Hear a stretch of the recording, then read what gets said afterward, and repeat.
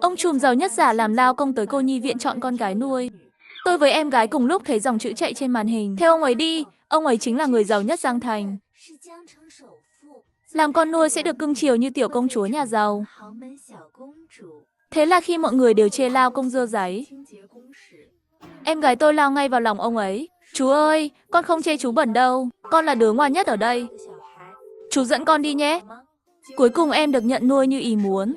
Con quay ra chọc tức tôi. Chị ơi, em nói nhỏ cho chị nghe, ông ấy không phải lao công đâu, mà là người giàu nhất Giang Thành đấy. Mai này em sẽ thành con gái ông trùm. Lớn lên trồng nhung lụa, dễ như ăn kẹo. Nhưng em đâu biết, ông trùm đến chọn không phải con nuôi đâu, mà là đồ chơi cho thằng con bệnh hoạn của ông ấy. Kiếp trước, chính tôi bị thằng đó hành chết. Trong ký túc xá cô nhi viện, các bạn nữ xung quanh em gái tôi, Liễu Như Yên. Như Yên, sao không mang thêm đồ đi vậy? Nhà ông lao công kia chắc gì có nổi cái giường cho cậu đâu. Tớ lén dành dụm được 200.000 tiền tiêu vặt. Như Yên, cậu cầm lấy đi. Từ giờ ngày tháng của cậu chắc còn khổ hơn cả cô nhi viện nữa. Thằng nhóc tên Mộng An đẩy tôi một cái. Liễu Vân, làm chị kiểu gì vậy hả? Sao không ngăn em gái lại? Nhìn là biết ông lao công thích cậu trước mà. Chắc vì sợ cậu khổ nên em ấy mới nhảy ra. Nếu cậu có lòng, giờ chạy tới viện trưởng bảo cậu đi với lao công đi. Dù sao cậu với Như Yên giống nhau, ông lao công chắc chẳng phân biệt được. Tôi nhân cơ hội hỏi, Như Yên em à, đi với lao công chắc khổ lắm đúng không? Hay để chị đi thay em nhé. Ngay lúc đó, dòng chữ trên màn hình chạy loạn lên. Liễu Vân muốn cướp đời sang chảnh của cậu kia. Đừng đồng ý nha. Sao Liễu Vân giống mấy chị ác độc trong phim vậy? Nhân vật chính có gì ngon là chị ta đòi cướp ngay. Thấy dòng chữ, Liễu Như Yên đẩy tôi ra ngay. Chị ơi, lòng tốt của chị em xin nhận, nhưng đi với lao công là lựa chọn của em. Sau này dù sống thế nào, em cũng chẳng kêu ca đâu. Tôi định nói thêm gì đó, nhưng thấy ông Phú Cường với viện trưởng bước vào, đành ngậm miệng lại. Như Yên, đồ đạc com xong chưa con? Nhìn Liễu Như Yên với đống đồ đầy ắp, ông Phú Cường cười tươi. Thật ra con không cần mang nhiều đồ vậy đâu. Nhà chú cái gì cũng có. Không sao đâu chú, con mang thêm một món. Chú bớt mua một món, tiết kiệm được chút tiền. Ông Phú Cường nghe xong thích mê. Con bé ngoan ngoãn hiểu chuyện thế này, đáng được nâng niu trong lòng bàn tay lắm. Đi về nhà với chú nào. Trước ánh mắt thương cảm của mọi người, Liễu Như Yên lon ton theo ông Phú Cường rời đi. Tuần sau đó, Liễu Như Yên chẳng tới trường học luôn. Có người đoán mò, ông lao công chắc hết tiền, ép Như Yên nghỉ học rồi. Lại có người phán tiếp, chắc Như Yên bị ngược đãi ở nhà lao công rồi. Chẳng mấy chốc, Mộng An tìm tới tôi. Này, Như Yên có liên lạc với cậu không? Không có. Rồi nó quay qua hét to giữa lớp. Ai liên lạc với Như Yên chưa nào? Mọi người đồng loạt lắc đầu bảo chưa. Thế là Mộng An đề xuất, hay tụi mình tới hỏi viện trưởng về Như Yên đi. Nếu ông lao công đối xử tệ với cậu ấy thật, tụi mình sẽ đòi Như Yên về. Mấy bạn nữ thích hóng hớt cũng hùa theo. Phải đòi lại công bằng cho Như Yên. Đúng lúc đó, có người hét lên, xem vòng bạn bè đi. Như Yên vừa đăng bài rồi. Cả đám vội lôi điện thoại ra. Quả nhiên thấy bài đăng của Liễu Như Yên. Dòng chữ viết, cảm ơn bố. Cuốn sách thế giới này, con lại lật thêm được một trang. Cùng lúc đó, đăng kèm mấy tấm ảnh ở điểm du lịch nước ngoài. Cả lớp ngơ ngác ngay tức thì. Như Yên chỉnh ảnh hả? Ông lao công làm gì có tiền dẫn cậu ấy đi nước ngoài? Tôi lên tiếng bảo mọi người, người tới cô nhi viện nhận nuôi hôm đó không phải lao công đâu, mà là ông Phú Cường, người giàu nhất Giang Thành. Nghe tôi nói vậy, cả đám nổ tung luôn. Gì cơ, cậu đùa hả? Ông lao công là người giàu nhất à? Biết vậy tớ lao vào ôm ông ấy trước rồi. Tôi mặc kệ đám đó, im lặng về chỗ ngồi làm bài tập. Dù sao tuần sau thi liên trường rồi. Chuông vào lớp vang lên ngay sau đó. Cả đám vội vàng ngồi ngay ngắn vào chỗ. Bất ngờ sao nổi khi cô chủ nhiệm dẫn Liễu Như Yên vào. Bạn Liễu Như Yên quay về rồi đây. Cả lớp cho bạn ấy giới thiệu lại lần nữa nào. Chào mọi người, mình là Phú Như Yên. Con nuôi nhà họ Phú đây, cũng là tiểu thư duy nhất của tập đoàn Phú Thị. Phú Như Yên vừa dứt lời, cả lớp lại xôn xao lần nữa. Như Yên, cậu là tiểu thư nhà Phú Thị thật hả? Sao còn quay về đây học làm gì? Tại mình lớn lên cùng mọi người từ nhỏ mà.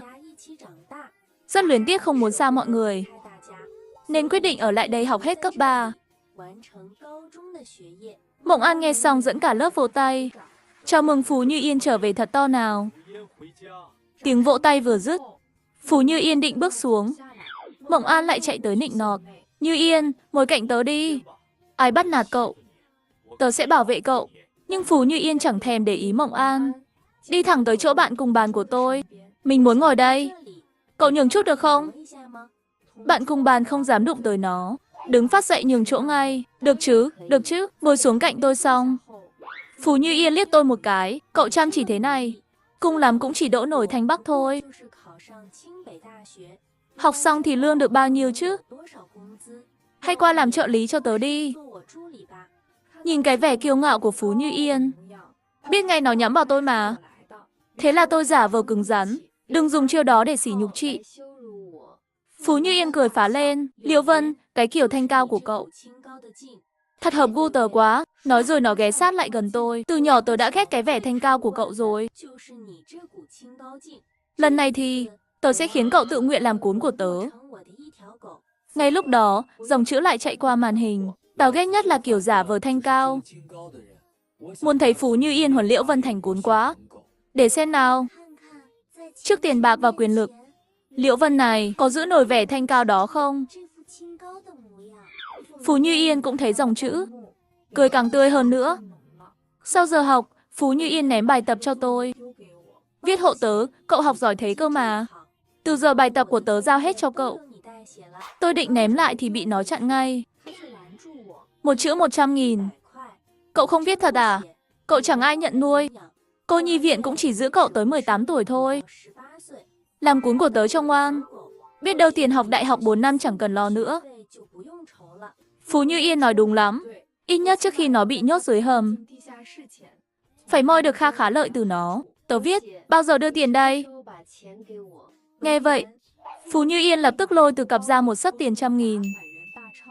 Nhưng lúc tôi đưa tay định lấy, nó hất tay một cái mạnh. Tiền bay tứ tung đầy sàn luôn. Quỳ xuống nhặt tiền đi.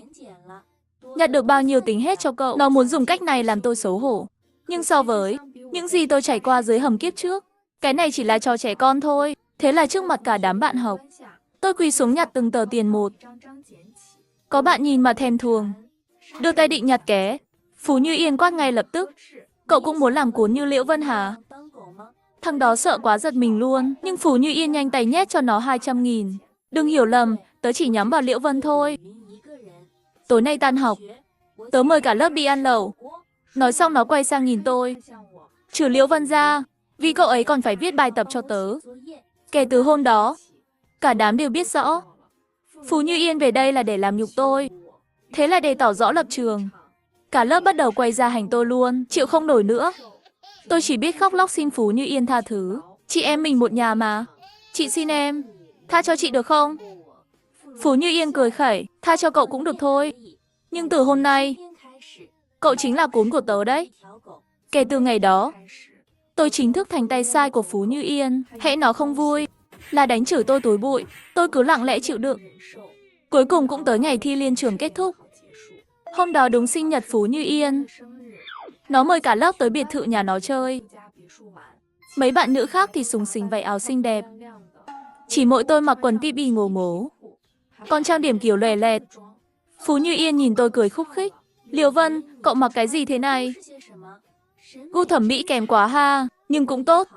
Thế này cậu mới không át nổi hào quang của tớ. Đợi tới lúc tiệc sinh nhật bắt đầu, chiếc bánh sinh nhật 9 tầng đặc biệt làm cả đám choáng váng. Bánh to thế này, lần đầu tiên thấy luôn. Hồi ở cô nhi viện sinh nhật, chẳng bao giờ có bánh kem đâu. Như Yên, cậu sướng thật đó. Phú Như Yên được nịnh khoái chí cười tít mắt. Thôi nào, tắt đèn, ước nguyện, thổi nến đi. Nhưng nến vừa thổi tắt, đèn lại chẳng chịu sáng lên. Có người bắt đầu hoảng. Sao đèn không bật được vậy? Như Yên, nhà cậu mất điện hả? Sao mà mất được chứ? Đúng lúc đó, cửa chính phòng tiệc bị đẩy mạnh ra. Như Yên, sinh nhật vui nhé. Nghe cái giọng đàn ông quen quen đó, tôi run lẩy bẩy cả người. Thằng con trai bệnh hoạn của ông Phú Cường về rồi.